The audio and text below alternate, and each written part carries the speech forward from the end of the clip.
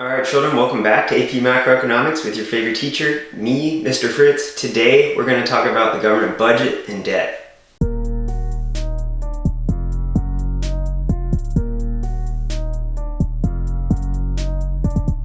First, let's explain the budget. The budget is made up of three things: tax revenues, government spending, and transfers. So to find our government budget, we take the tax revenues, the amount of money that the government's actually bringing in taxes, subtract how much the government is spending that year, and then also subtract transfer payments like unemployment benefits.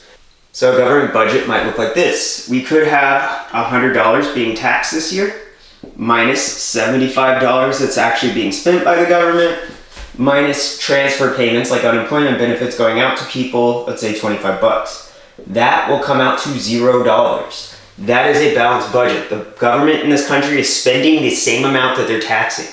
So that's a balanced budget, but if the government instead were to spend $100 and still have $25 worth of transfer payments, then they would come out to negative $25, and that would be a budget deficit. And in order to pay for this, the government will have to borrow money by issuing treasury bills. That would increase the government debt by $25. So if the government instead taxed $100, spent 50 bucks, and sent out transfer payments of $25, we would have a budget surplus of $25. It'd be 25 extra dollars that the government had. They could use that to pay off debt early, and we could see the government debt decreasing. Now let's look at what it looks like if we go into an inflationary or recessionary gap.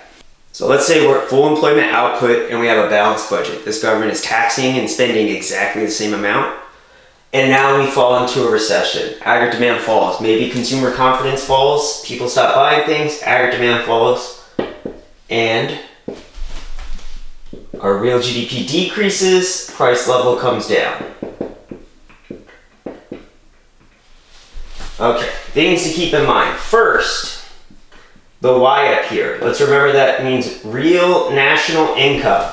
So now that real national income has fallen, there's less paychecks going home. That leaves less paychecks or incomes for the government to actually tax. This is going to lower tax revenues. We will have lower tax revenue if we go into a recession, because fewer people with a job means fewer people to tax. We're going to say that the government spending remains constant. Transfer payments like unemployment benefits, if we're in a recession, there's more people unemployed, that means transfer payments are going to go up. So now this government is taxing less, is bringing in less money in tax revenues, but it's sending out more transfers or more unemployment checks. That's going to put this government in a budget deficit. If this government's in a budget deficit, in order to finance that deficit, they're going to have to borrow money by issuing treasury bills. That's going to increase the government's debt. So in a recessionary period, we would expect to see a budget deficit and an increase in government borrowing, even if there isn't any discretionary policy to fix the recession. Now let's look at an inflationary period. Once again, we're going to start with an economy that's at full employment output with a balanced budget. Now, however, let's look at what would happen if aggregate demand were to rise. Maybe people in foreign countries are importing more from this country. So if net exports rise, aggregate demand increases and shifts to the right, and we end up with a higher price level and an increased real GDP, which means the unemployment rate is falling.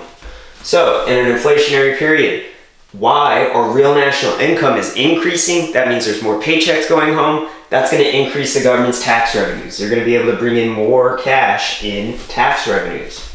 Government spending, we're going to keep constant. And transfers, now that we're in an inflationary period, the unemployment rate is going to be falling below the national rate. And if that happens, you don't have to send out unemployment checks. You don't have to give people unemployment checks when they have a job. And so we'll have lower government transfers, and that's going to lead to a government budget surplus. If we have a budget surplus, the government's going to be taxing more than it's spending. They'll have extra money sitting around at the end of the year. They could use that to pay off the government debt, and we could see the government debt decreasing, actually. So that's how recessions and inflationary periods affect the government budget and debt, just due to automatic stabilizers. Join me next time when we talk about more things that are learning. Goodbye.